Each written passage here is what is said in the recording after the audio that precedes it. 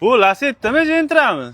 Bu Lacetti avtomashinamiz. Oldini Gentra qilganda qancha rasxod ketishadi deb chiroyli video qilib beramiz. Qilishimiz sababi ko'pchilik obunachilarimiz so'rayapti, Lacetti'ni Gentra qilganda qancha rasxod ketishi haqida. Ko'p video chiqaryapmiz, lekin daskanal narxi bilan aytganmiz. Bugun narxini daskanalini aytamiz. Xo'p, kelib qolasiz.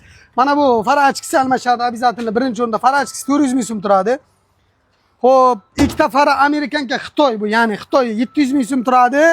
Originali 3 million turadi. O'zini zavodskiy original farasi 1 million 400 ming turadi. Faqat yangi narsalar narxini aytyapmiz. Xo'p, kapotimiz 1 million 100 ming so'm, kirlomiz 400 ming, bu kirlomiz 400 ming so'm. Ikkita quloqchalari mayda juda narsasiga 500 ming ketadi, sho'rib gaykalariga. Xo'p, buferimiz 580 minglik bufer bor, 300 minglik bufer bor. Tumanka 250 minglik tumanka bor, 700 minglik tumanka bor. Xo'p, mana bu mana bu reshotkasi 100 ming so'm turadi. Fara ochkichalari mayda judasiga 100 ming so'm ketadi. Xo'p, buni endi Bakoyga kelamiz. Bakoy bilasiz, bu Bakoyni o'zini berib olayotgan bo'lsangiz 300 ming so'm to'lov qilasiz, Xitoy Bakoy beradi. Bu Bakoyni o'zini berib turib, chist original olaman desangiz, pashti 1,5 million to'lov qilasiz.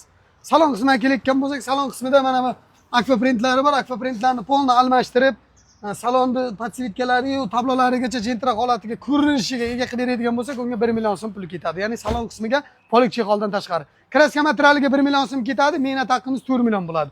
Yana kimda qanaqa qiziqtirayotgan savollar bo'lsa, kommentariyaga yozsa, yana shu chiroyli qilib mavzu qilib beramiz. Biz kuzatib boring, shunaqa chiroyli videolarni o'tkazib uchun, foydali videolar o'tkazib uchun kommentariyaga fikrlaringizni bildirib, kanalga obuna bo'ling. Hammaga rahmat.